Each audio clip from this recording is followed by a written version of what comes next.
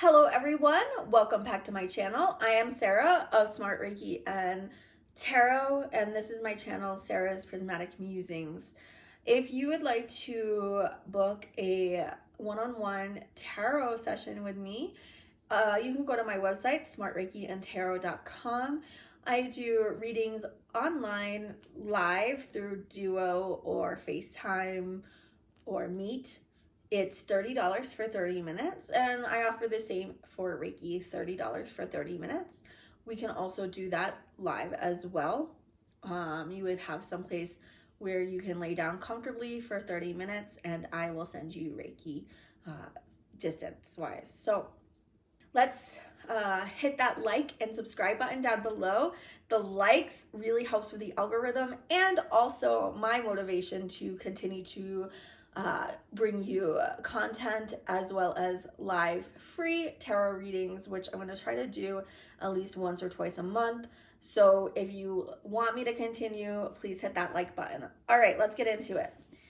This week, I will be talking about Vassa in the Night, which is a retelling of Baba Yaga in Slavic folktales, and Baba Yaga is actually it's translated to grandmother witch, and this folktale is used to instill in children to be polite and stay close to home. It's also for older children to realize that what it takes to leave home and become a wife. Now, this story isn't about becoming a wife. This story is about a young girl, Vassa, who is basically orphaned. Her mother dies and gives her a little wooden doll named Urk that if she feeds will help her out. And her father has left their family to be a dog, which is very fitting because he cheated on his wife, who he left 2 daughters with, so he could go be a dog, which is very fitting. So in the original tales, Baba Yaga lives deep in the forest, and her house sits on chicken legs and it spins around all the time. And she can either help imprison or eat the people she encounters. Now, Vassa in the Night changes Baba Yaga's location from a forest to the concrete jungle of Brooklyn.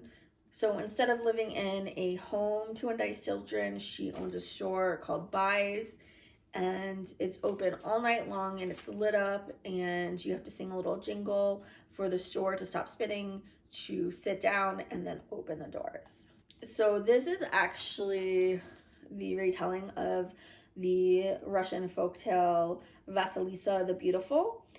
And that story is very much like Cinderella, where Vasilisa's father remarries a woman who has 2 daughters, and the stepmother and the stepdaughters are very, very cruel to Vasilisa and make her cook and clean and take care of everything.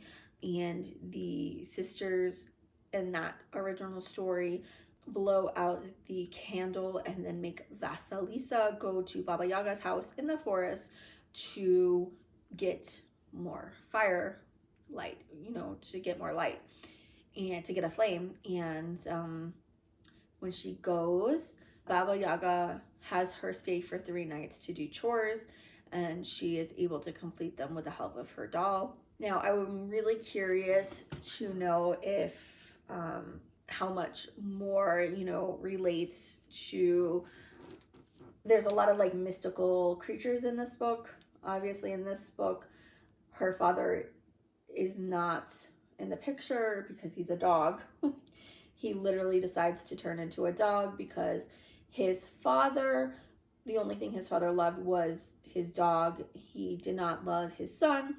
So he wanted to be loved by his father, even though his father had already passed away. So instead of staying around for his daughters and his wife, he goes to run off to be a dog.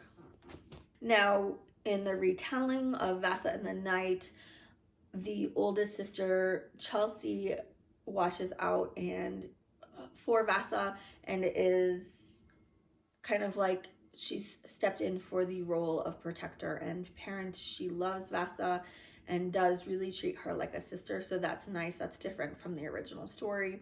But the middle sister, Stephanie, does not like Vassa. At the beginning of the story, we see that Vassa is accused of stealing Chelsea's locket that her mother gave her. And so the next night, all the light bulbs burn out, and Chelsea is not home to protect Vassa from Stephanie. So Stephanie asks her to go to the store to pick up light bulbs. She knows that the only store open is Buys, and that shoplifters of Buys get their heads. So she knows that, or she thinks she knows that Vassa is a kleptomaniac. She likes to steal. She steals things, but it's not really her. It's her doll. It's her wooden doll. She likes to steal things, hide things. She likes to play like tricks on people, but it's really done to help out Vassa. So Vassa was given this doll by her mother on her deathbed. The mother wanted a magical doll to protect Vassa in the world. And so Erg is always eating, and she is Vassa's constant companion and really her only friend. Chelsea is out when Stephanie asks her to go to the store.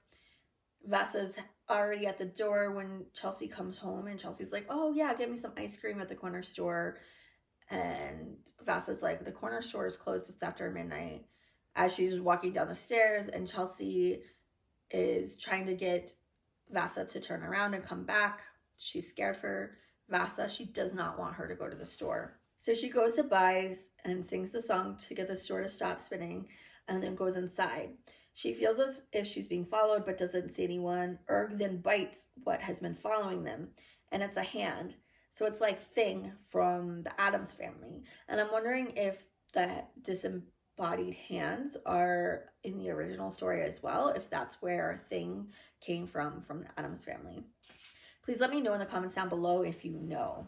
So these hands literally try to frame people so that Babs can and stick their heads on stakes around the store. Babs is, she's called Babs Yag instead of Baba Yaga in the story. And so since Erg is with Vassa, she's able to prevent the hands from putting the candy in her pocket. So Babs Yag can't Vassa, but she says she has to pay off the debt. Anyway, that she needs to work for her in the store overnight for 3 nights so she can get some rest. And then Vassa can sleep during the day. Now, night is also super long in Brooklyn in this neighborhood, and we find out that Babs has entrapped a piece of Night. And as long as Night is riding on this motorcycle, it's night. So she is in control of time. And the police, as they get close to the store, even though they see these heads and they know that there's all these missing people, the police kind of like, their eyes glaze, and it's almost like, they're in a trance, they're under a spell, right? So nothing happens to Babs. So the cast of characters are all a little strange and magical. There's a slight romance, but the story is heavy on violence and gore. So this book is definitely for older teens and literally young adults. It's not for younger teens or anyone who's sensitive to gore. There is a lot of gore in this book, a lot of violence. It's about loss and family. And I do like that Vassa has an older sister who looks out for her, even if her mother is absent. Well, her stepmother is absent, I should say. Yes, of course, her mother is absent because her mother passed away. But it's really about her dealing with the loss of her mother. And it's a story about healing from trauma and becoming a whole individual again, calling those fragmented parts of your soul back to yourself. Yes, there's violence and gore in typical, fairy tale stories.